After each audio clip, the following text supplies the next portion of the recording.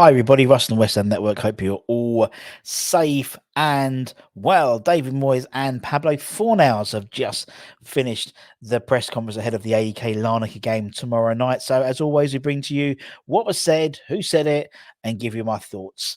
Anyway, so we'll start off with Moisey. We'll start off with team news. He said that just as you sort of answered, Vladimir Sufal still has a problem with his foot.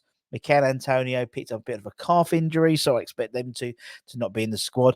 We alluded to that. John T alluded to that today already. They had an open training session with the two of them not featuring. Fabianski was featuring, but he had his eye mask on, and there was a few youth team players. Asked about the rest of it, he goes, "We plan to change a little, but ultimately we need to be ready to qualify. We have to do the job. Being 2 up sounds good. Being 3 or 4 up will be better, but it is good, and we don't want our opponent to be able to get into it. So that'll be quite. So I imagine there'll be some changes, whether it's a change in formation, a change in personnel. I don't know. Obviously, it's the last time we play until the international break. Actually, it's the last time we play until April the 2nd, which will be at home to Southampton in the Premier League.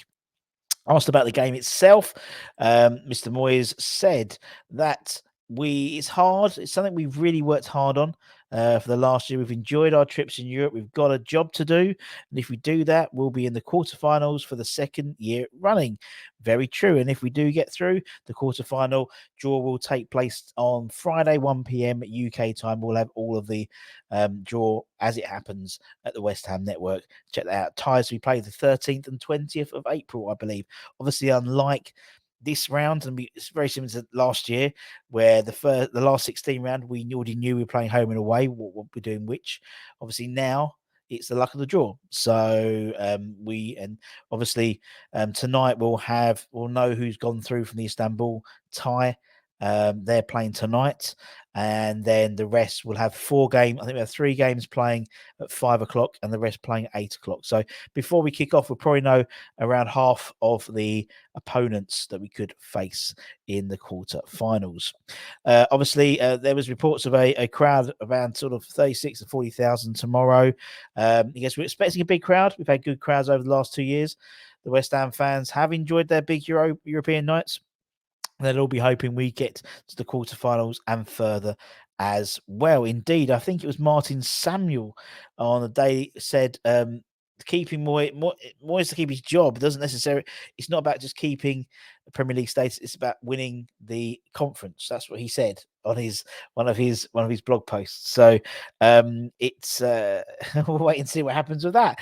Talking about sort of the relative success of the conference this year, says it's a good opportunity. We've worked hard last year to finish 7th in the league and to get us to the conference, and we've enjoyed it.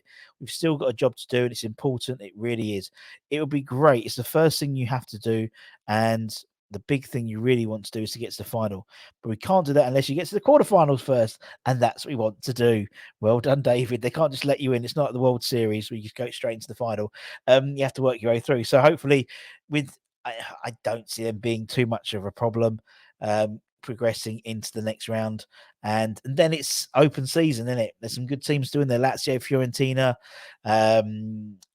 we got Nice still in there, AZ Alkmaar, some good sides, and that was it for Moisey in terms of the sort of broadcast. We'll obviously get the thoughts from John T later on, but they'll have the stuff around the embargoed section, and then he passed over. Well, actually, no, Fornals was first, Pablo was first, and then Moisey passed over. Pablo was asked several questions about team morale and the team mood, and he says we're trying to keep positive. Trying to get good vibes and a positivity for each game, as it's the best way to take on the challenge. In football, you don't have time to think too much on what happened 3 days ago, because you have another challenge so quickly. So we're focused on tomorrow's game. And indeed, when we come back from the international break, we have got a ridiculous. Have I still got it? I think I've still got it. No, I had it. Oh no, I do have it. We've got a ridiculous run of games coming up. Let me bring it on. There's our run of games for April. So you really haven't got time to sit and mope. You've got to get on with the next game, whether it's Southampton and 3 days later Newcastle, 3 days later Fulham. Then 5 days later, you've got the quarterfinals, first leg, if we get through past Larnaca tomorrow night rather. And then you've got Arsenal. Then you've got the second round. They've got Bournemouth, and that will be changed. I think that will be the 23rd. It's currently on the 22nd, but it will be moved to the 23rd, I imagine, after tomorrow's result. Then you've got Liverpool and Palace. So literally, you've got 9 games in April, and May isn't looking too less either, to be perfectly honest, with having the rescheduled Man City game as well appearing in that. Asked about Mr. Declan Rice. There's been a bit of criticism in terms of his, some been criticising his captaincy, and asked about how he's captaining the side and him as a person. You all know Declan's great lad. He's our captain. He's learnt a lot from Noble, and I think he's just tried to be a positive influence and help everyone, putting the team on his back, and maybe arguably he's putting too much on his back, to be honest. And I think that's probably one of the criticisms. He's trying to do everything and actually, just distribute a little bit out. And I think you'll get a lot back. Now, obviously, Pablo is actually our record European appearance maker, and he was asked that question whether he was aware of that and what it means to him to be in our history the most European appearances ever made by a West Ham player. And he says, yeah, it's nice. It's always nice and beautiful to have a record, and I'm really glad to keep adding to the games. I love Pablo. I love Fornal. He's just such a nice bloke, isn't it? But what does it mean? What does it mean winning? What does it mean winning the Europa Conference League to him? He goes, it's massive to keep going in this competition. We're still unbeaten in Europe in this season, and we want to keep this good momentum going. 10th straight win this will be if we're in Europe this season. That's impressive. And granted, some of the teams we're playing aren't the best in the world, but you can only play what's in front of you. And to go, hopefully 10 games in a row. It'd be nice to just do it in the Premier League, wouldn't it? To be honest, to be fair, it'd be a lot more easier if we were like 10th and then we can go into this game with a lot of excitement rather than trepidation. I think it's gonna be really interesting to see what Moyes. He's already akin to changing it up a little. What does that mean? What does that mean? Is that a formation? Is that a personnel? Is he going to bring in some of the kids? John T mentioned on Football London that in the open training session, Freddie Potts was around, Levi Lang, Christian Heggie was in there.